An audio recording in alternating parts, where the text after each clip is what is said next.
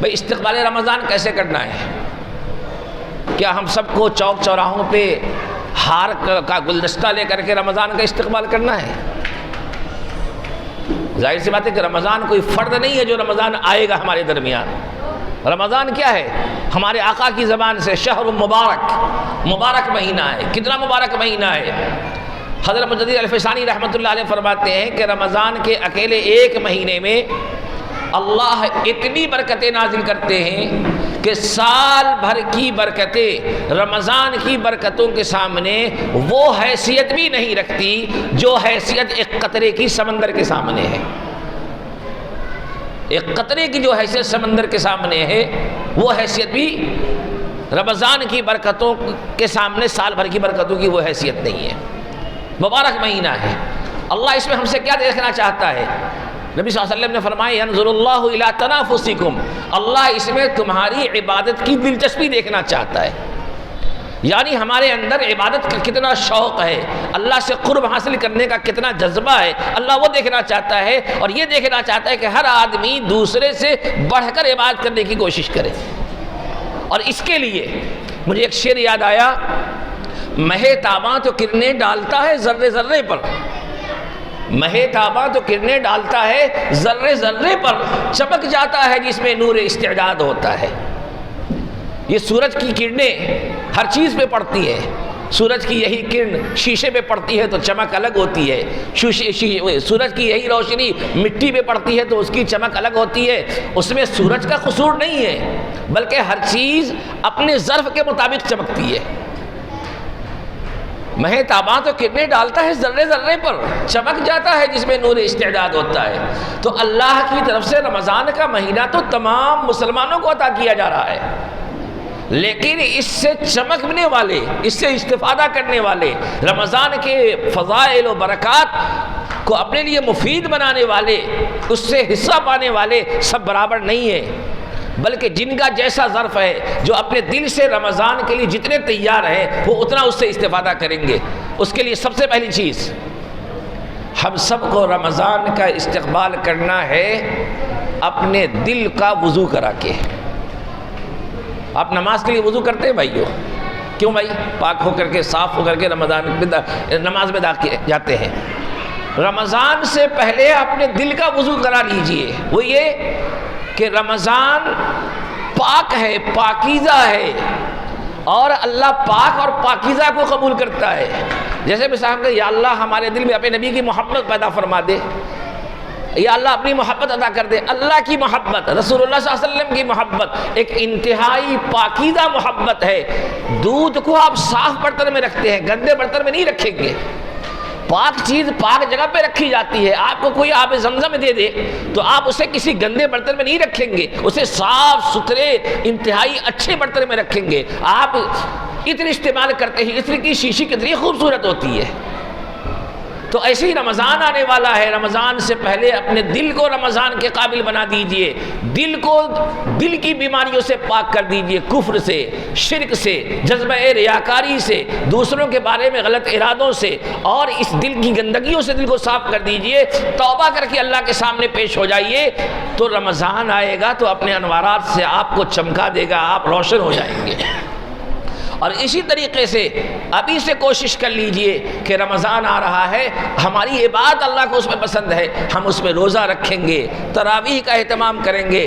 20 رکعت تراویح رمضان کی ہر رات میں پڑھنا سنت مؤکدہ ہے، ہم اس کا اہتمام کریں گے۔ قرآن کریم مکمل سننا یہ رمضان میں مسنون عمل ہے، ہم پورا قرآن تراویح کی حالت میں، نماز کی حالت میں سننے کا اہتمام کریں گے۔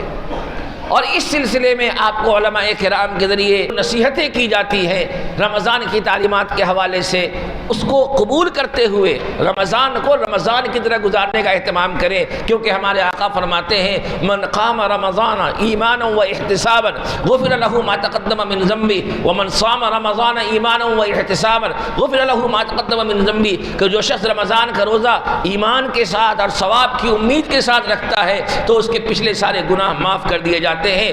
اور جو شخص رمضان کی راتوں میں جگ کر عبادت کرتا ہے، تراویح پڑھتا ہے، تہجد پڑھتا ہے، اللہ کو یاد کرتا ہے، تو اللہ تعالیٰ اس کی پچھلے سارے گناہوں کو معاف کر دیتے ہیں۔ تو رمضان روزے کا مہینہ ہے، روزے کا اہتمام کرنا ہے۔ رمضان تراویح کا مہینہ ہے، تراویح کا اہتمام کرنا ہے۔ اور قرآن کریم کے دوسرے پارے کی آیت بتاتی ہے، قرآن کریم کی وہ آیت وَإِذَا سَأَلَكَ عِبَادِي عَنِّي فَإِنِّي قَرِيبٌ، اس آیت کی تفسیر میں علماء لکھتے ہیں کہ رمضان دعاؤں کا مہینہ ہے، اسی لیے رمضان کی ہر رات میں، رمضان کے ہر دن میں ہر مومن کی ایک دعا ضرور قبول ہوتی ہے۔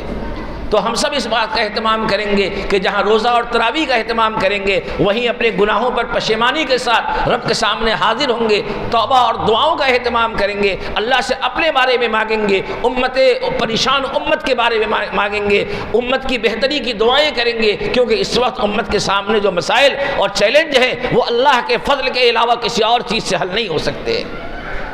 تو امت کی بہتری کی، کامیابی کی دعا کریں گے، امت کے غلبے کی دعا کریں گے۔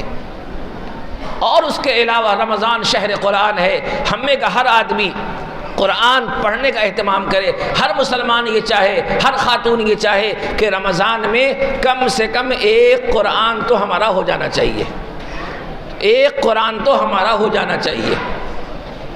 اس کے لیے سب سے بہتر طریقہ یہ ہے کہ اپنی نماز سے پہلے اور نماز کے بعد ایک معمول بنائیے کہ کچھ صفحات کی تلاوت کر لیجئے، تو انشاءاللہ رمضان آپ کا اچھی طرح گزرے گا۔ اور چونکہ رمضان میں قرآن کریم کی آپ تلاوت کریں گے، اور خاص طور پہ ہماری خواتین بھی یہاں سن رہی ہیں، تو ان کو میں خاص طور پہ عرض کروں گا کہ قرآن کریم کو اس طرح پڑھیے جو پڑھنا معتبر ہو۔ بس یہ آخری مسئلہ بتا کے میں اپنی بات کو ختم کروں گا، چونکہ پتہ نہیں وہ حضرت علی رضی اللہ تعالیٰ عنہ سے رسول اللہ صلی اللہ علیہ وسلم نے فرمایا تھا کہ تمہارے ذریعے اللہ تعالیٰ کسی ایک انسان کو ہدایت دے دیں، یہ تمہارے لیے سرخ اونٹوں سے بھی زیادہ بہتر ہے۔ تو پتہ نہیں اس مجمع میں کس میں وہ غلطی ہو، تو مسئلہ بتا دیتا ہوں تاکہ وہ مسئلہ بتانا آپ لوگوں کے لیے، ہم سب کے لیے مفید ہو جائے۔ قرآن کریم کو ہم نماز میں پڑھتے ہیں یا دیگر اوقات میں پڑھتے ہیں، کیسا پڑھنا چاہیے؟ اس کے لیے سب سے ادنا طریقہ یہ ہے کہ قرآن کریم کے الفاظ زبان سے ادا ہو رہے ہو۔ اگر ہم نے ایسا پڑھنا ہے نماز میں یا غیر نماز میں کہ بس ہماری زبان خاموش ہے اور نظر پھرا دیا ہم نے، انگلی گزارتے ہوئے معلوم ہوا کہ 10 منٹ میں ہم نے ایک پارہ پڑھ لیا، ہم تو خوش ہیں کہ ماشاءاللہ ہم نے پڑھ لیا، لیکن شریعت اسے پڑھنا نہیں کہتی ہے۔ پڑھنے کا ادنا درجہ، فقہ نے اس پر بھی بحث کی ہے، کلام کیا ہے کہ پڑھنا معتبر کیا ہے۔ بعض فقہ فرماتے ہیں کہ آہستہ پڑھنے کا مطلب یہ ہے کہ انسان زبان سے ایسا تلفظ کرے الفاظ کا کہ اس کے بازو والا سن لے، لیکن بعض فقہ فرماتے کہ نہیں، اتنا بھی نہیں، کم سے کم زبان سے الفاظ کا ایسا تلفظ ہو کہ خود اس کے کانوں تک اس کی آواز آ رہی ہو۔ اور اس کے لیے کیا ہے؟ زبان میں حرکت ہوگی، ہونٹوں میں جنبش ہوگی، تب جا کر کے وہ تلاوت ہوگی۔ صرف نظر سے گزارتے ہوئے چلے گئے یا نماز میں کھڑے ہیں، نیت باندھے ہوئے ہیں، ہم دل میں تلاوت کر رہے ہیں، سورہ فاتحہ پوری ہمارے ذہن میں گزر گئی، زبان پہ سورہ فاتحہ کے الفاظ نہیں گزرے، تو وہ پڑھنا معتبر نہیں، وہ پڑھنا معتبر نہیں۔ تو قرآن کریم کو تجوید کے ساتھ پڑھنے کا اہتمام کریں، اور اس مسئلے کی رعایت کرتے ہوئے نماز میں بھی پڑھیں اور نماز کے علاوہ بھی پڑھیں۔